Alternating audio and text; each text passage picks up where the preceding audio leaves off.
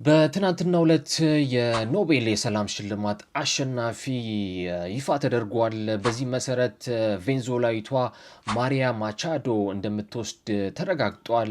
ፕሬዚዳንት ዶናልድ ትራምፕ በተደጋጋሚ ይህ የሰላም ሽልማት እንደሚገባቸው ሲናገሩ ነበር። ከዛም አስታከው ወደ 8 ያክል ጦርነቶችን እንዳቆሙ ለዛም የኖቤል ሽልማት እንደሚገባቸው ሲናገሩ ነበር። ነገር ግን ይህ ሽልማት ወደ ቬንዙዌላ አቅንቷል ማለት ነው። ቬኔዙዌላ እንደሚታወቀው የፖለቲካ ሽኩቻ ያለባት ሀገር ነች።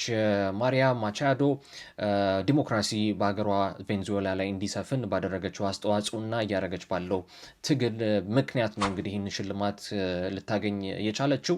ማሪያ ማቻዶም ለፕሬዚዳንት ዶናልድ ትራምፕ ስልክ እንደደወለች እና ይህም ሽልማት እርስዎ የሚገቦታል የሚል መልእክት እንዳስተላለፈች ተነግሯል። እንግዲህ ሄኖክ ቲቪ ይቀጥላል። አመሰግናለሁ።